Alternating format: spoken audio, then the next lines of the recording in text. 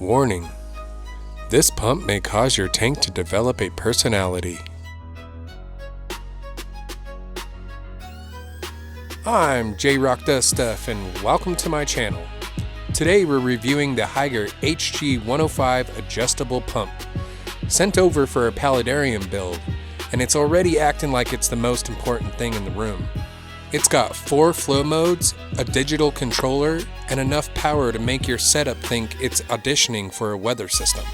It's quiet, compact, and suspiciously good at pretending that it's not doing anything, until it is.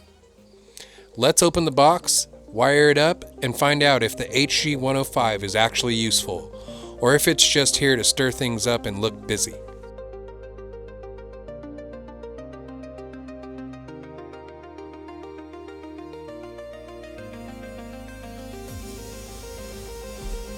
The first thing out of the box is going to be the pump. It's small, solid, and shaped like it knows what it's doing. No flashy colors, no weird textures, just matte black and a business casual. It's shaped like a tactical thermos with a nozzle that screams, "I move water professionally!" The base has vents, the top has threads.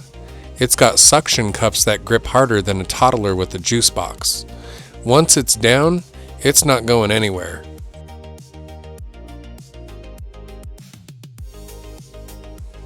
Next, we got the controller.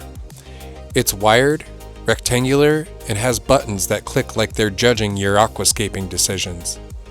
No touchscreen, no app, no Bluetooth. Just good old-fashioned plastic and purpose. So I got this pump, not because I needed it, because it had buttons, and a controller, and a digital screen. Basically, it looked like it could run a small submarine, and I wanted in. Then we got the power supply. It's a standard barrel connector, decent cable length, and thankfully no mystery voltages that make you Google, "Will this fry my house?" This includes 2 hose adapters. One will fit perfectly, and the other one is now in my drawer labeled Future Confusion. There's 2 hose attachments included as well as 1 pipe attachment. The pipe attachment and one of the hose attachments is 1 inch, and the bigger hose attachment is 1¼ inch. But let's be honest, you're just going to jam it in there like a Lego anyway. There's no bonus stickers and there's no candy. There's also no QR codes that lead to nowhere. Just the essentials, packed like somebody knew that this was going to end up in a tank and not in a museum.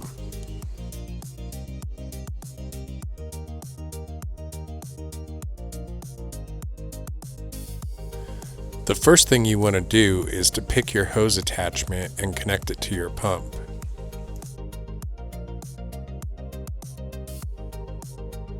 I later found an O-ring that you put on the pump before you put on the hose connection.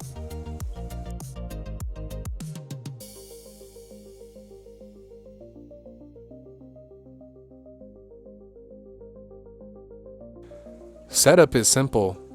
Start with the pump. It's got 1 cord and it wants to talk to the controller. Plug it in. There's only 1 port and 1 way it can go in. If you manage to get it wrong, congratulations! You've unlocked a secret level and you invented a new problem.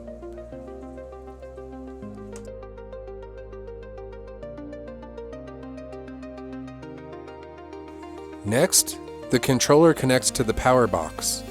Again, 1 cable, 1 port, no puzzles, no adapters. Just plug it in and pretend you're qualified.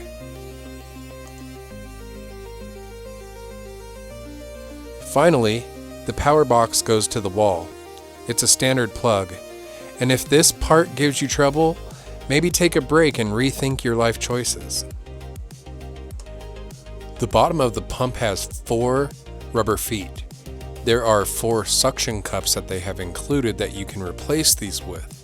You simply have to screw off the bottom and pull out the old feet and put in the suction cups. Underneath the feet is a cap. If you pull this cap off, you will reveal the propeller for the pump. Once you get everything wired, the controller lights up like it's ready to negotiate terms. No app, no Wi-Fi, no drama. Just buttons, cables, and the quiet satisfaction of a setup that didn't explode. Once it's powered, the pump kicks on without a fanfare. There's no startup chime, no blinky lights, just water moving like it's got somewhere to go. So let's talk about the 4 frequency modes. This pump just doesn't move water, it choreographs it. The first mode is consistent mode. It's just what it sounds like. A steady flow. There's no drama. Just like the pump equivalent of a reliable friend who always shows up on time. The second mode is the wave mode. It pulses the flow like it's trying to stimulate ocean tides. My fish thought they were in a spa. One of them started doing yoga.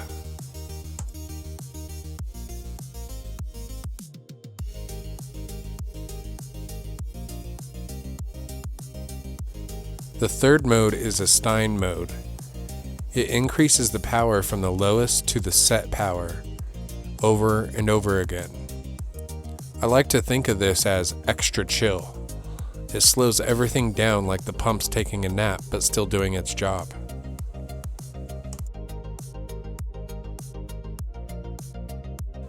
The fourth mode I like to call party mode. It's a bunch of different waves and a bunch of different signals, doing all kinds of different stuff. Like a party in a box.